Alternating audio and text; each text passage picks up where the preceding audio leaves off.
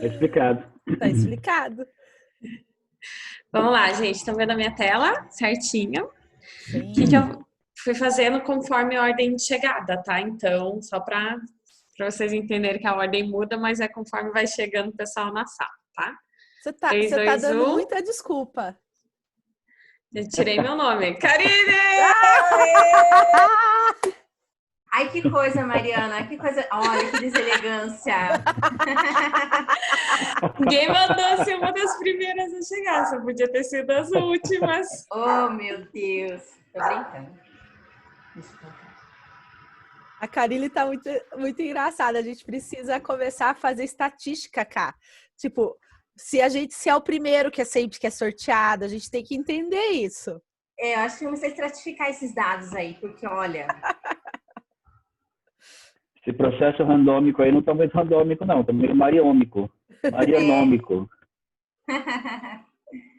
Bom, gente, vamos lá então, né? Porque eu acho que esse capítulo tem bastante coisa pra gente discutir. Eu vou pedir bastante ajuda de vocês também nessa participação, porque muita coisa ali... Achei um capítulo muito extenso, ele realmente foi bem provocativo, e aí... Mas enfim, vamos lá. Capítulo 6, planeje a realidade numa fantasia. Então, qual que é a base e qual que é a ideia do capítulo?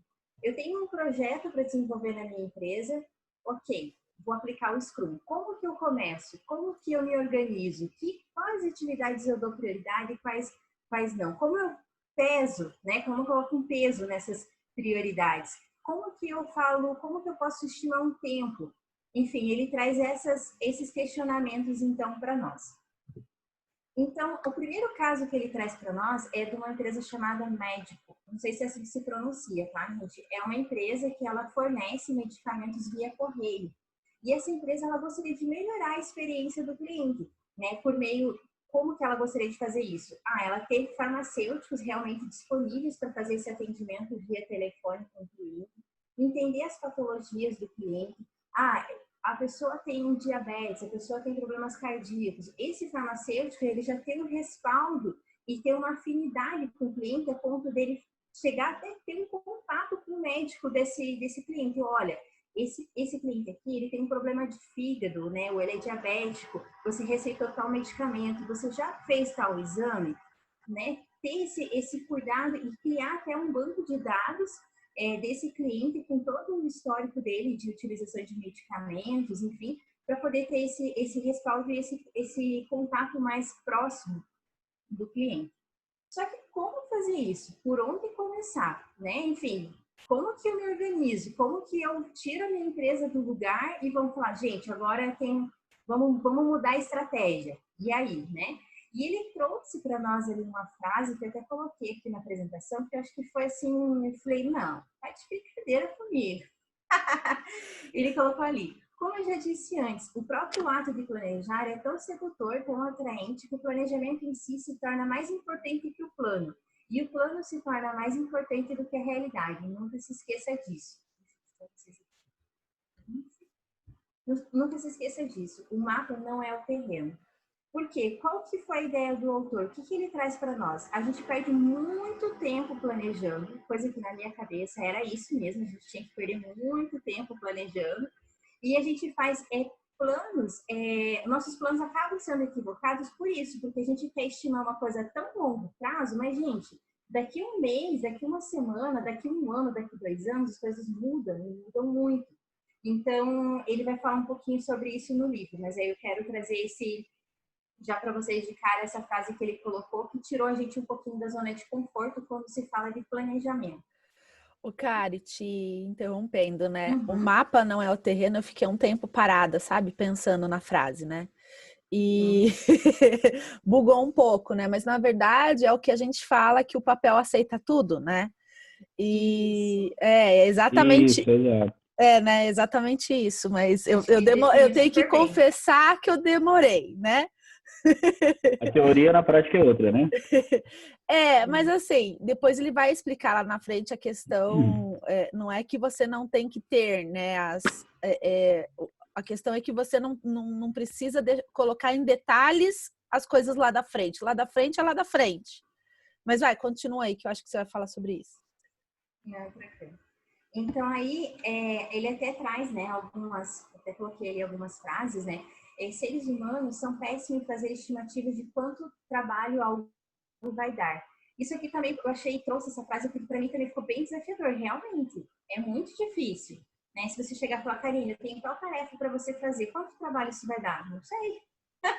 Eu não sei, eu não, né? Eu tenho que estudar um pouco sobre, eu tenho que me debruçar um pouco sobre a tarefa para entender o quanto trabalho isso vai dar ou não. Então, isso também foi uma das coisas que me chamaram muita atenção. Definição de concluído, né? Como que você vai fazer um planejamento e como isso, claro, ele vai falar um pouquinho lá no final também, né? Como que você vai falar, não, essa tarefa de fato ela foi concluída? O que é uma definição de concluído para ti? Né? E isso ele já está trazendo para a gente desde lá do início do livro, né? Definição de concluído é algo palpável, algo de valor que você entregou para o cliente, algo que o cliente pôde utilizar e que ele pôde opinar. Não, isso eu gostei, isso eu não gostei, isso eu não quero, ou segue em frente, que é isso que eu tenho, né, que eu estou estimando ou que eu desejo da empresa de vocês. Então, isso ele traz, todo capítulo ele sempre fala isso. Eu acho que isso tem que se tornar uma coisa muito, muito forte, né, para nós. E quando ele fala dessa definição de concluído, é mais ou menos aquilo que a gente tinha comentado na vez passada. Talvez até tenha me expressado mal. Quando eu tinha falado, mas a gente também tem que ter cuidado na hora de se planejar, de não colocar atividades banais. Não é que era atividades banais, acho que era isso que eu queria falar. É definição de concluído, né? Colocar uma atividade para ser feita da qual ela de fato entregou valor, ela foi concluída. Então, é mais nesse sentido. Aí definir prioridades e o que irá agregar valor. Que também é bem subjetivo, né? Porque você que está no processo, você que está realizando as atividades, para você aquilo pode ter valor e aquilo pode ser uma prioridade. Mas a gente sempre tem que estar se colocando no lugar do outro. Na verdade, a gente sempre está se colocando no lugar do cliente. Para o cliente, isso agrega valor. Para o cliente, isso é prioridade. Então, e eu acho que a gente inverte muito as coisas, às vezes, no nosso dia a dia, na nossa rotina. A gente quer atender as nossas prioridades e a gente acaba esquecendo a do cliente. Então, essa parte que eu achei também bem, bem interessante. Aí ele até traz, né, todo esse planejamento, ele faz uma alusão junto com o planejamento de um casamento, né?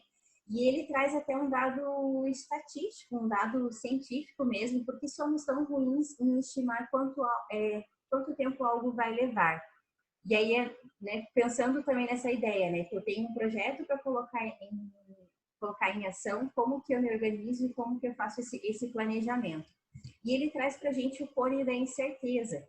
Então, à medida que o projeto avança e se estabiliza, essas projeções começam a se aproximar cada vez mais do tempo real, até o momento em que não há mais estimativas, somente realidade. Então, a gente costuma fazer um planejamento e colocar mais tempo, na verdade, do que realmente deveria, do que de fato a tarefa ela exige ou que ela vai te exigir. Então, só nesse gráfico aqui a gente consegue ter uma noção do quanto a gente estima errado, né? E acho que se a gente realmente começar a ter esse outro olhar que ele traz para o livro, de você fazer o planejamento em pequenas partes, realmente faz muito sentido mesmo. Aí aqui, o segredo é redefinir o plano ao longo do projeto, em vez de fazer tudo com antecedência. E o porquê disso, né? Uma das questões é essa realmente estimativa do tempo. Só ali em estimativa de tempo você já tem um equívoco quando você quer abranger todo um projeto. E aí ele traz alguns pontos ali que eu achei interessante. Faça um planejamento minucioso apenas para a entrega do próximo elemento, que agregue valor e delinee o restante do projeto em blocos maiores, não tão detalhados. E aí até remete a nós àquela questão da estratégia do Oceano Azul, né? Você tem que ir fazendo as coisas em pequenas proporções, né? E você tem que já ir testando isso já no início. Você não pode querer né, fazer todo um projeto para chegar lá no final e descobrir que aquilo ou já saiu de linha, ou que aquilo já não é mais interessante, ou que aquilo não agrega mais valor para o seu cliente. Então, se você for fazendo e for testando ele ao longo do processo, você reduz custo, você consegue atuar com mais eficiência, com mais eficácia no projeto, do que esperar ele terminar. Então, eu trago isso também como um pensamento ainda lá do nosso Oceano Azul. Ao fim de cada ciclo, você tem algo de valor que pode ver, tocar e mostrar para o cliente. Que aí é quando você consegue fazer as testagens, né? E aí ele traz alguns questionamentos para você fazer nesse meio do processo. É isso que você quer? Isso resolve pelo menos uma parte dos seus problemas? Estamos indo na direção certa? Se a resposta for não, mude o seu plano. E como você está no início, como você está fazendo pequenas partes, isso se torna viável, se torna fácil. E aí, ele até fala dessa questão, né? Como... Aí bugou. Aí. Nessa parte eu li 3 vezes. Tipo, será que realmente tem casos na natureza? Vou ver. Eu duvidei do autor, gente. Que pachorra. E eu fiquei assim, será, gente, que isso funciona mesmo, né? Eu quis entender na prática. Tipo, eu já quero como é que fala? Um baralho só com essa. Já a hora de quando você me entrega 2, 3, 4. Truco! Já vou mandar fazer, rodando uma gráfica esse baralho. Com certeza. Vai, continua, cara. E aí aqui ele traz um método, né? Ele fala até que é um método realmente já, né, comprovado, isso já está intrínseco já no nosso inconsciente ali, né? E também até na natureza, né? Que é o método, é a sequência de Fibonacci. Não sei se assim se pronuncia também, tá, gente? Vai, então, italiano. É isso mesmo, Chafi? Eu acho que é Fibonacci, deve ser. Fibonacci. É. E aí, qual que é a ideia, né? A sequência do Fibonacci é um padrão em que o número seguinte na sequência é a soma dos dois anteriores, né? Ele traz ali o exemplo e ele até traz 2 figuras ali para mostrar que isso na natureza e para nós seres humanos já é uma experiência, já é algo milenário que está intrínseco em nós, mesmo sem a gente perceber. E aí, por que ele trouxe esse estudo? Por quê? Veja só, né? A médico lá, ela tem um grande desafio pela frente. Como que ela vai priorizar as tarefas? O que é mais importante? Né? Então, aí ele trouxe esse método para nós, para a gente conhecer que de fato é algo que é real e existe, é comprovado, para nos ajudar a priorizar as tarefas, a dar um número e um peso para essas tarefas, que é aqui na sequência, né? Ele até fala, mas como chegamos a uma conclusão se um item é um valor 5 ou se ele é um valor 8? E ele só que antes até mesmo de fazer toda de titular, né, ou de colocar peso nas tarefas, ele fala que você tem que ter cuidado porque tem 2 efeitos que podem te colocar à prova ou podem te influenciar de forma equivocada. Então, são 2 efeitos que você precisa também tomar cuidado para não isso também influenciando de forma equivocada e tentar eliminar. Que é o efeito do contágio. As pessoas presumem que as outras tomam boas decisões e aí boas decisões, mesmo que essas opiniões contradigam as suas. Então, assim, eu estou numa reunião, tá lá todo mundo aqui do método Kumbuka, todo mundo está falando que isso aqui é legal, isso aqui é interessante, esse capítulo foi 10, mas eu não estou achando que foi 10, eu estou achando que foi equivocado, enfim. Mas como está todo mundo falando e todo mundo com a mesma opinião, eu me calo. Né? E aí também até que e isso a gente vê e sabe, né, que é muito comum realmente nas organizações, né? Seja porque a pessoa também não quer, ou porque realmente a pessoa não quer se impor, seja porque é cômodo, enfim, existe esse efeito do contágio. Então, é uma das coisas que você tem que ter cuidado para não, como eu posso dizer, para não te influenciar na hora de dar o peso para essa atividade. Fora o efeito do contágio, tem o efeito halo. Quando uma característica que algo influencia o modo como as pessoas percebem outras características da mesma coisa, não relacionadas à primeira. Ele até trouxe lá para nós um exemplo que é até de um artigo científico, né? fui apresentar meu artigo científico para a primeira revista. A revista, ela negou esse pedido de publicação. A segunda, sabendo que a primeira negou, ela já nega também de cara. A terceira, mais ainda. E assim, a segunda revista que eu levei para o meu artigo para publicar, ela nem se deu o trabalho de ler, porque a primeira já havia negado. Então, é um efeito. Daí até tem um exemplo bobinho, né? Ah, se a pessoa é bonita, obviamente a gente já pensa, né? Ah, a característica dela ela é uma pessoa bonita. Aí a gente influencia a gente pensar, não, ela é bonita, então ela é inteligente e ela é confiável, né? Então, esse efeito do contágio e o efeito do ralo, que é uma coisa que a gente precisa tomar, né? Se preocupar um pouquinho e ficar atento. Aí tem o método Delphi. O método Delphi, ele falou que é um método realmente efetivo, é interessante, mas para nós ele é, né, complexo e ele é muito extenso, ele é muito demorado. Então, ele seria aplicável para o Scrum, sim, mas não é viável pelo tempo que ele leva até você fazer todas as estratificações e chegar ao consenso. Então, o que ele sugere? Aí é o poker do planejamento. Aí eu fiquei aí, né? Falei assim, gente do céu, o que é o poker do planejamento? Pessoal, eu tenho uma tarefa aqui, eu preciso, sei lá, tô chutando, preciso fazer 100 ligações de hoje para amanhã. Qual que é o peso para essa tarefa? Ah, a Mariana dá uma carta, a Camila outra, a Aline outra. Então, o que acontece? Se essas cartas elas tiverem um intervalo de 2 números, seja para baixo ou seja para cima, a gente faz a somatória e tira uma média. Esse é o peso dessa tarefa. No entanto, se a diferença, o intervalo de uma carta para outra for maior que 2, então a gente tem que questionar tanto o participante que deu a menor nota, quanto o participante que deu a maior nota, o porquê das notas. Então, e aí, com base nisso, você consegue também fazer já a pontuação dessa tarefa. E chegar num consenso do que é prioridade e do que não é prioridade. E isso também lá na frente, ele vai contribuir para te saber se realmente, em quanto tempo você está entregando o teu trabalho, se você está sendo produtivo ou não. Olha só, que é aquele questionamento que ele fez lá no começo, né? Por que a gente é tão difícil em estimar o tempo e quanto trabalho algo vai dar? E que eu falei, né? Não, realmente, para mim é difícil falar isso vai dar trabalho ou não vai. Então, com base nessa aplicabilidade dessa prática, você consegue ter essas duas respostas.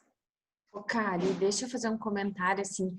O quanto, quando chegou lá na frente, fez muito mais sentido o poker do planejamento para mim. Tipo, já tinha feito 5.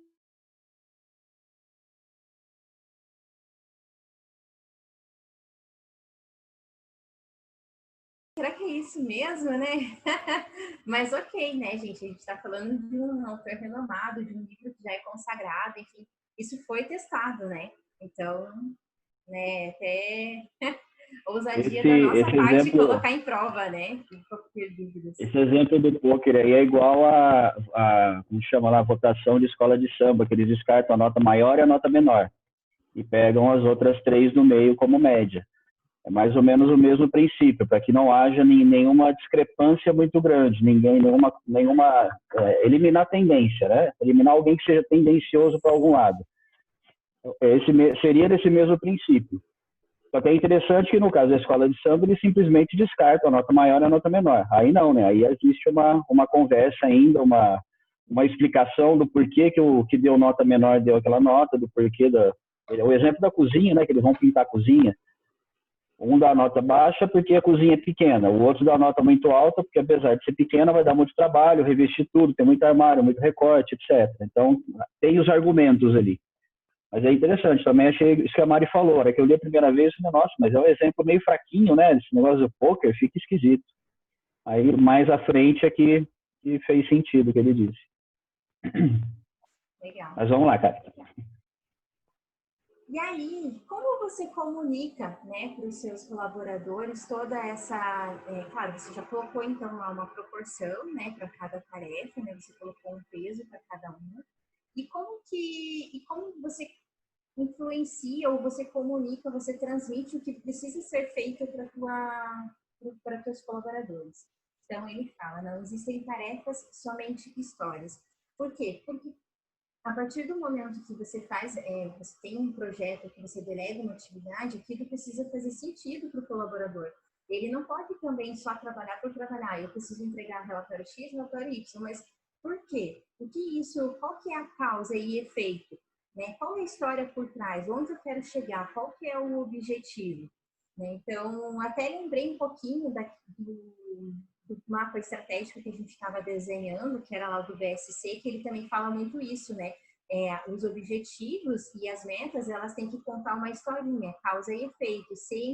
Se eu tenho colaboradores treinados, eu tenho clientes satisfeitos. Se eu tenho clientes satisfeitos, eu tenho uma venda maior e assim por diante. Mas aqui ele trouxe até uma observação: as histórias elas têm que ser independentes, elas têm que ser, ele até colocou, elas têm que ser histórias independentes, elas têm que ser concluídas sozinhas, ou elas têm que ter um começo, meio e fim. Por quê? Porque como a gente está dividindo o nosso processo, o nosso projeto que é grandão, a gente está dividindo ele em pequenas partes, a gente tem que contar pequenas histórias, digamos assim. Então, e uma das coisas que ele fala muito é a motivação, né? A motivação é o que dá a cor a tudo.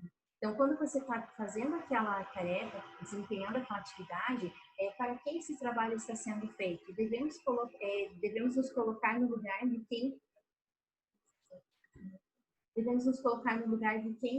ao construir essa coisa, tomar essa decisão ou entregar esse produto. Né? Motivação, por que essa persona quer isso? Como esse produto vai servir e encantar esse cliente?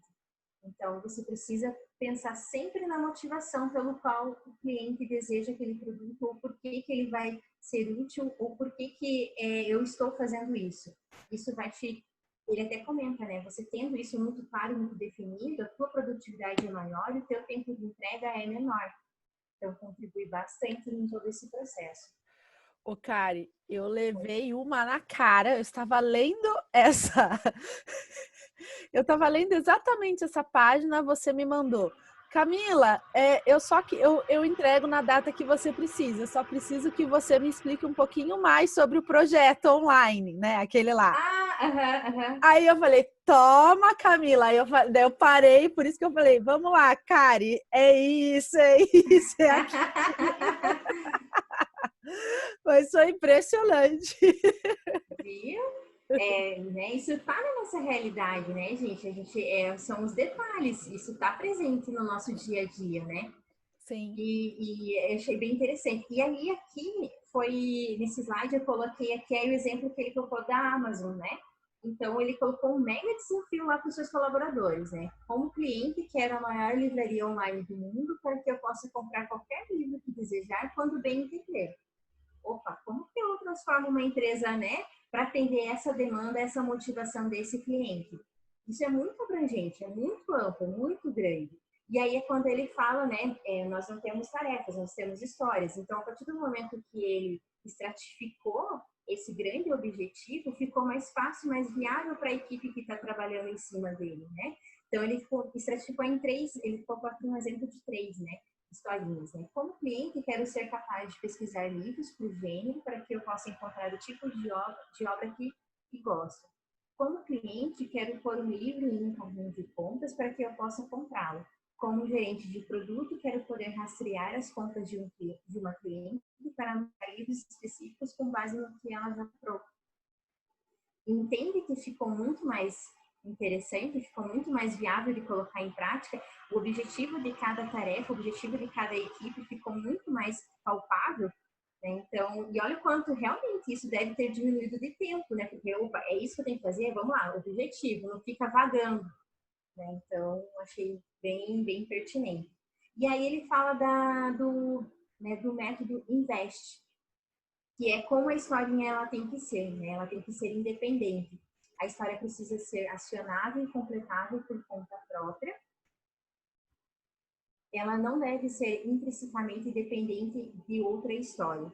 E aí é um pouquinho que eu lá no começo eu pensei até na questão lá do DSC, da causa e efeito, mas aí ele me trouxe um pouquinho dessa trava aqui. Mas eu entendi, na verdade é porque né, no final, todo o projeto ele vai se conversar, né? Uma história vai ter que intercalar junto com a outra. Mas como a gente está trabalhando em partes, digamos assim, então ela deve ser independente de outra história, né? Ela tem que ter um começo e um fim, até porque você tem que entregar em curto prazo algo já palpável para o seu cliente. Negociável, até que seja de fato executada, é preciso que a história possa ser reescrita. Dar margem a mudanças deve ser uma de suas características. Valiosa, ela realmente entregará valor a um cliente, um usuário ou qualquer pessoa envolvida. Estimável, você tem que ser capaz de dimensioná-la. Sucinta, precisa ser pequeno o suficiente para que seja possível estimá-la e planejá-la com facilidade. E testável, a história precisa possuir um teste pelo qual deve passar a fim de ser declarada concluída. Elabore o teste antes de executar a história. Isso que eu achei também bem interessante. Ele fala, né, você tem que elaborar esse teste ou, né, elaborar essa história antes da conclusão. Ah, essa história aqui, agora ela faz sentido, ela foi concluída, né? Um exemplo, né, que é aqui. Como o cliente quer a maior livraria online do mundo para que possa comprar qualquer livro que desejar quando bem entender. Essa história, ela, de fato, ela tá vindo de encontro com a Amazon. É isso que a gente está entregando para o nosso cliente. A gente atendeu a satisfação do nosso cliente. Então, esse é o teste, né? Ô, Kari, deixa eu dividir com vocês assim, eu não sei se todo mundo teve essa percepção, mas quando eu cheguei nessa parte, eu não senti muito prático isso. Tudo bem que eu acho que com o decorrer do tempo, eu acho que isso deve ficar meio intrínseco, sabe? A pessoa sabe se ela é independente, negociável, variável, ela sabe se a historinha investe. Mas se tudo a gente vai transformar numa história, sabe? O quão prático é olhar se é investe ou não. Eu não sei, eu queria ver a percepção de vocês, porque para mim essa parte me deu meio que uma angústia. Eu falo, meu Deus, como é que eu vou colocar em prática isso? Também foi para mim isso. Tanto essa parte como a parte do poker do planejamento. Foram coisas que eu fiquei me questionando o tempo inteiro e eu acho que é isso, por a gente não conseguir enxergar na prática, a gente fica bugando e se questionando para que... Não, então tá, mas como é que eu faço isso? Vamos lá, vamos pensar na nossa realidade. Eu fiquei... me incomodou bastante. Essa parte do investe ainda me deu assim... Parece muito prático, né? A gente já quer uma coisa para ir já, né? E trabalhando. A impressão que dá é que se perde muito tempo aqui nessa elaboração, nesse escalonamento de proporção, né? Então, eu acho que nessa parte, por isso que eu acho que na minha percepção deve ser algo muito mais intrínseco, sabe? Tipo, muito mais na percepção e com o decorrer do tempo isso vira, sabe? Isso flui. Ou não? Será que não? Eu acho que essa Aline, angústia você tá muda. Calma aí que eu acho que a Aline falou, mas eu acho que ela tá muda. É que eu não tô vendo a Aline aqui, peraí. Não tá dando para ouvir, Aline. Não. Tá, mas... Vai, Chá. Não, essa questão da angústia, como eu já tinha falado, não lembro em qual capítulo, mas acho que umas 2 semanas atrás, sei lá, acho que nem tudo a gente deve levar ao pé da letra do que está ali. Tudo isso é uma teoria, acho que foi até em cima de uma observação que a Eliane fez, que eu falei, a teoria ela vai lá em cima, e aí a gente vai adaptando de acordo com cada realidade. Então, isso que ele coloca ali da questão do invest, nem tudo vai se adequar às histórias que a gente vai conseguir colocar dentro. Em relação às histórias, até naquele curso do CRA, eles falam bastante isso. É um professor que batia sempre nisso. Fala, todas as vezes que você vai explicar alguma coisa, coloca uma historinha no meio. Storytelling. Falou, storytelling é muito legal porque facilita as pessoas a entenderem. E realmente isso é verdade. Então, por exemplo, esse exemplo que eu acabei de dar em relação à nota lá da votação de escola de samba, eles têm 5 juízes, descarta maior e descarta menor e pega a média dos outros 3, não deixa de ser um exemplo prático, só que não vai encaixar em todos os itens do Invest ali, mas em algum deles vai encaixar. Serviu, de repente, para alguém fica mais fácil visualizar dessa maneira e entender dessa maneira. É um exemplo besta que eu estou dando. Mas não sempre a gente vai ter que ficar pensando e parando para fazer um planejamento se aquilo que a gente vai falar está dentro de todos os itens ali ou não. Assim como ele mesmo diz lá no início, né? Não adianta perder muito tempo com detalhe, porque isso vai mudar, isso vai ser dinâmico, né? Então, eu particularmente procuro ver, e assim como a questão de ser crítico, nem tudo que a gente lê tem que concordar e tem que fazer. Porque senão a gente vai ficar meio maluco também. Senão esse cara escreveu esse livro, a gente vai seguir tudo isso daí. De repente, ler um outro livro com uma vertente um pouco diferente, mas espera aí sim vai vir conflito, né? Espera aí, um falou uma coisa, o outro falou outra. Então, esse discernimento que a gente tem que ter. Não necessariamente tudo que ele colocou no papel é aplicável e é fácil de ser feito. Na verdade, fácil nada é, né? Mas em algumas situações não. Então, essa análise primeira é em qual situação que se encaixa melhor. Aquilo que a gente vai contar, a maneira como que a gente vai se comunicar. Até essa semana você mesmo, Mari, deu o exemplo da apresentação, que você fez uma apresentação para uma empresa, a mesma, acho que era do PDCA, de uma maneira. A Camila fez para outra empresa de uma outra maneira, porque eram públicos diferentes. Então, é nesse sentido que eu estou falando, avaliar a situação. Nem tudo vai se encaixar da mesma maneira, engessadinho para tudo. Então, mas vamos fazer uma apresentação para a empresa, não, peraí, deixa eu ver se a minha história que eu vou colocar no meio, ela é independente, é negociável, avaliou. Não precisa, na minha visão, tá? Não precisa fazer toda essa análise e sofrer por causa disso. Ela vai se encaixar. Evidente que a gente não vai fazer nada esdrúxulo, nenhum exemplo que não faça sentido nenhum, tá? Mas também não precisa sofrer por isso, não. Não sei se fez sentido o que eu disse. Faz. Tá me ouvindo agora? Agora sim, Aline. Deu um bug no meu Zoom, então, porque eu não tava muda e ficou. Enfim, o que eu tava pensando, que quando eu li, assim, é que eu fiz uma analogia com o método SMART. Então, pelo menos para mim fez sentido isso, sabe? Quando eu penso em alguma coisa, na minha vida mesmo, meta pessoal, enfim, qualquer tipo, eu sempre penso se é, né, o método SMART lá, específico, mensurável, alcançável, relevante, temporal. Porque senão fica só no campo das ideias, né? Eu pensei que faz sentido levar esse raciocínio e daí pensar, no caso, essa história, que no caso ali o que ele fala é que as histórias, elas são tipo as tarefas que você coloca dentro de um sprint. Então, histórias nesse sentido. É independente? É negociável? Qual que é o valor disso? Que daí passar isso para que a pessoa que está fazendo consiga entender qual que é o intuito daquela partezinha que ela está fazendo para o todo, entendeu? Eu entendi desta maneira. Boa observação, né? Boa comparação. Excelente.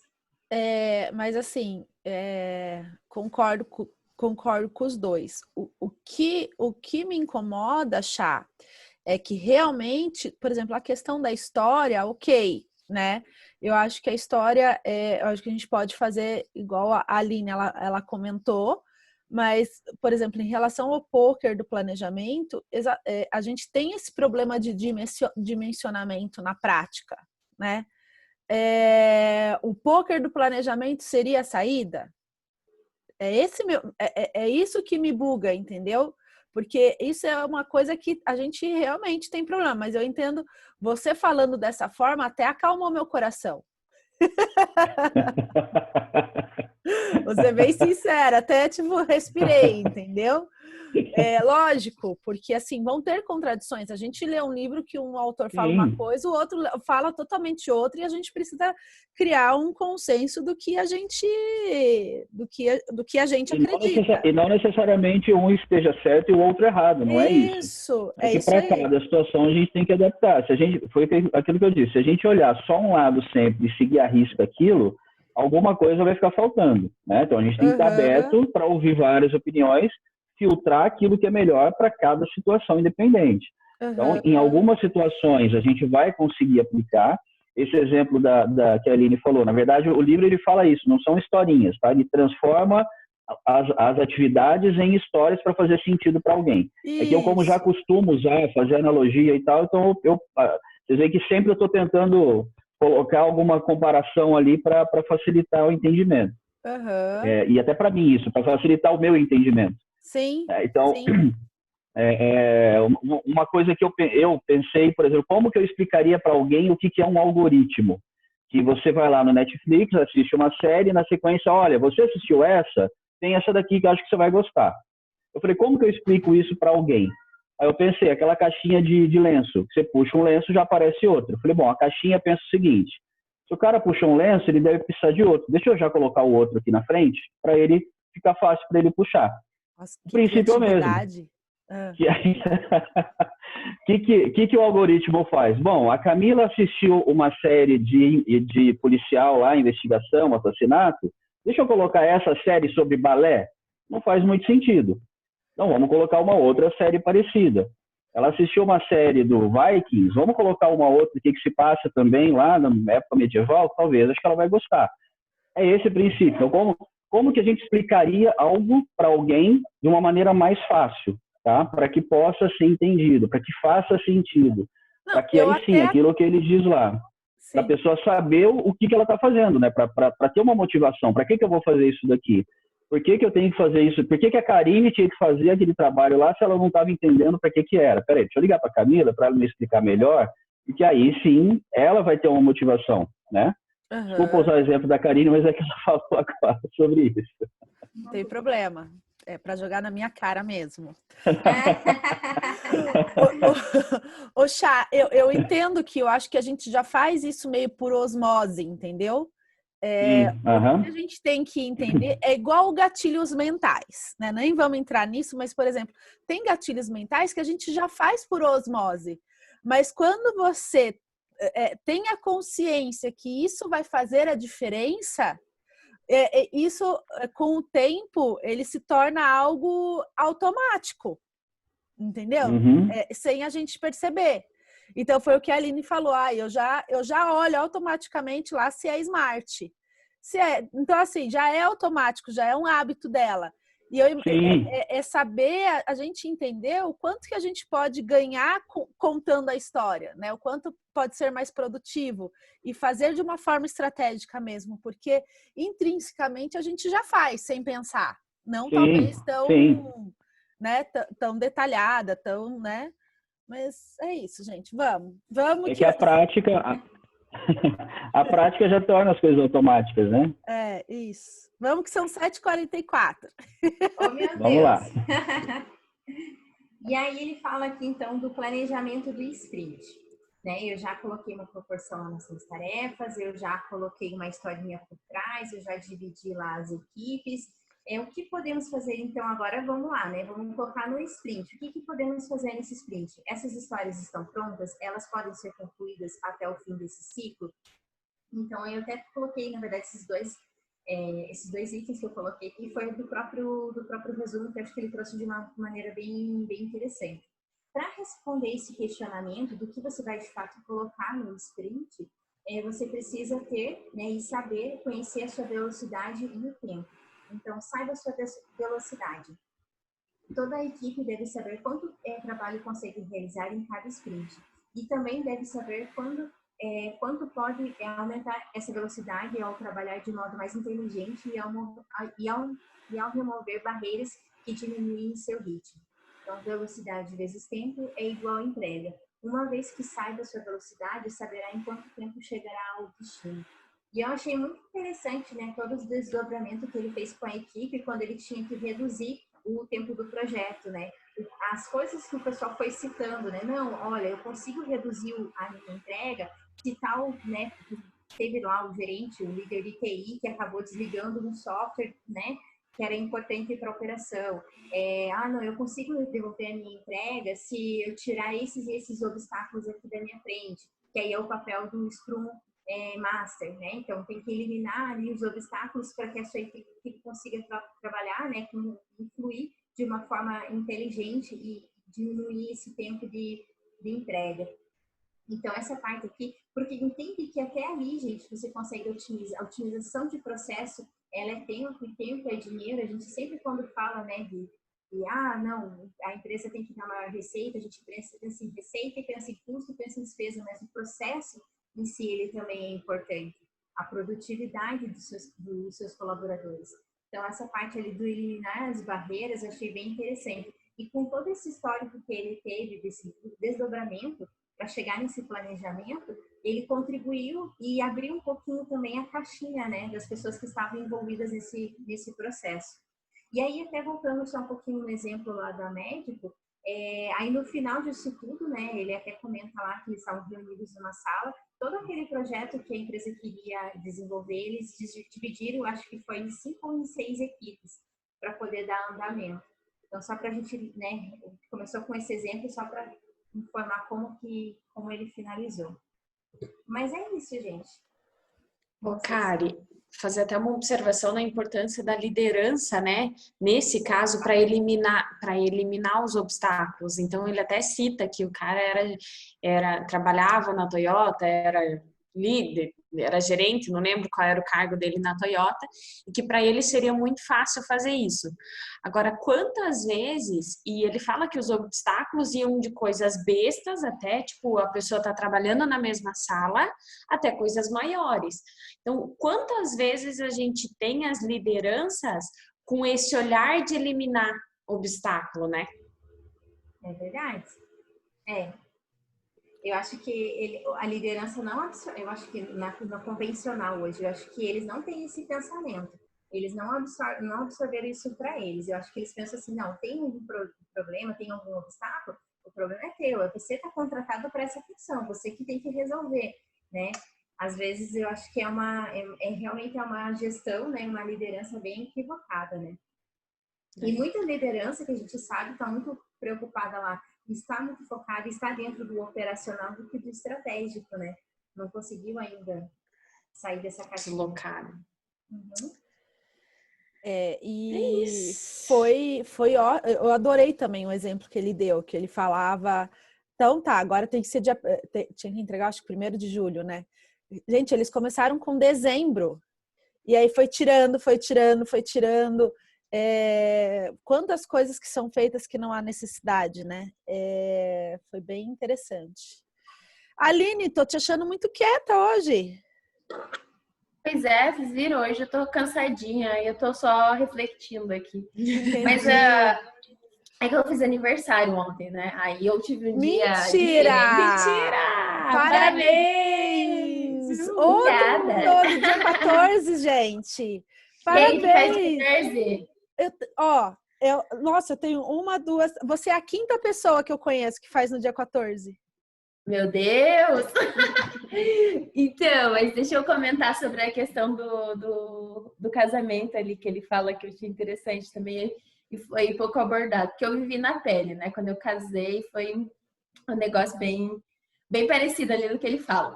Definir as prioridades, que eu acho que é uma das dificuldades bem grandes, assim, e olhar para as coisas certas para você poder reorganizar. Então, se uma coisa é prioridade para você, mas não é prioridade, né? Até ali ele fala de noivos, né? Mas, tipo, se você for pensar no projeto, o próprio cliente, aquilo que a Karine comentou, você conseguir reorganizar isso, acho que é bem importante. E o tempo todo você tá alinhando isso, sabe? E ao mesmo tempo você ter essa noção de que tem coisas que você precisa, pegando o exemplo do casamento, resolver com muita antecedência, que você precisa de fato... por exemplo, local ou lugar. Você precisa de, sei lá, 1 ano de antecedência para você fazer isso. Então, você vai olhar quais são as suas opções. Se você tiver menos tempo, você vai ter que olhar de outra forma. Então, olhar para as coisas certas a longo prazo e também olhar depois para as coisas menores e entender, encaixando as coisas assim, tudo no seu tempo. Então, eu achei bem interessante, até pensando, né? Falei, nossa, se eu soubesse isso antes, eu teria feito um monte de coisa diferente, sabe? E aí, como a gente pode aplicar realmente a tudo, né? Eu achei isso bem interessante, a parte que ele fala disso. Outra coisa que eu achei interessante, que eu tô até revendo aqui enquanto a Karine estava finalizando, foi sobre a questão da liderança e das perguntas mesmo, né? Que ele faz ali. Então, o que a gente pode fazer para acelerar mais as coisas? como pode se livrar de itens pendentes? E será que podemos deixar de fazer algumas coisas? Porque você precisa entender se aquilo é prioridade, e se aquilo for prioridade, você vai ter que dar um jeito, seja atrasar o prazo, no caso ali que tá já apertado e tal, e não vai ser cumprido se você fizer tudo, ou abrir mão de algumas coisas. Então, acho que essa questão de ter esse jogo de cintura, acho bem importante. De conseguir, sabe, entender assim, não, isso daqui é prioritário, então vai ter que acontecer. Ou não, isso daqui eu posso fasear, até falo bastante assim com os clientes, fasear e entregar isso daqui, tipo, isso é perfumaria, sabe? Então, eu achei isso bem interessante no sentido de liderança também. Mas eu acho que seria isso. No casamento, é legal que ele também fala, né? Se você precisar cortar custos, você sabe por onde você começa a cortar, né? Verdade. Eu achei interessante também. Bem, bem interessante. Gente, é isso, né? E aí, quando que a gente vai imprimir o nosso baralho? Que eu ainda quero colocar em prática.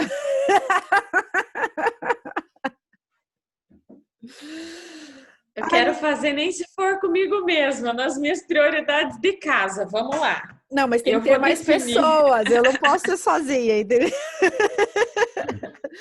A gente pode usar um baralho comum. A gente usa um baralho comum Mas fazer com as crianças é um bom teste. Eles são primeiro o case de sucesso, depois a gente aplica. Bias. Tem que testar, lembrem-se disso. Tem que ser pequenas partes testáveis. Com certeza. Gente, eu acho que era isso, né? Mas arrasou na apresentação, Kari. Kari. Muito bem. Foi completíssima. Obrigada. Eu tava com medinho dessa. Foi longa mesmo, né? Eu já fui olhar o próximo. O próximo ele é mais curto. Felicidade. Felicidade. Depois do capítulo 6, vem a felicidade. Estou esperando ansiosamente esse capítulo.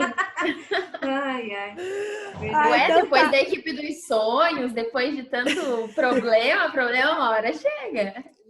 Gente, deixa eu falar uma coisa para vocês.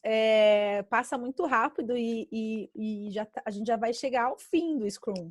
Uhum. Então, eu vou repostar aqueles livros. A Aline não estava no grupo ainda. Vou repostar aqueles livros que a gente ficou disputando lá, qual seria. Aline, se você quiser acrescentar mais algum, acrescenta, porque a gente sempre faz votação, entendeu? Tipo, 1, 2, 3. E aí a gente escolhe o que foi mais votado. Tem um comentário já, vai ter que ser no poker isso daí. Com certeza! Qual é o primeiro teste do poker?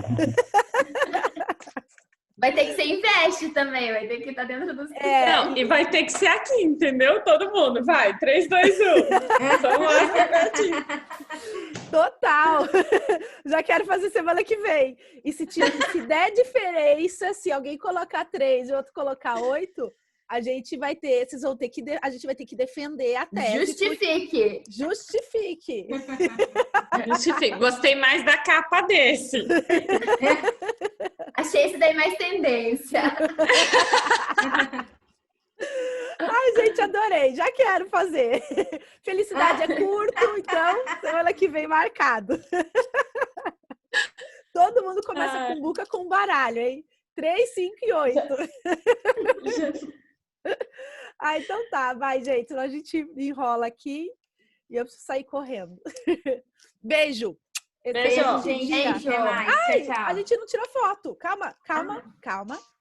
1, 2, 3 e... Capítulo 6 precisa. Tirei. Aí. Sobreviventes. Já mando no grupo. Beijo. Beijo. Bom dia, gente. Tchau, bom Bom dia. Bom dia.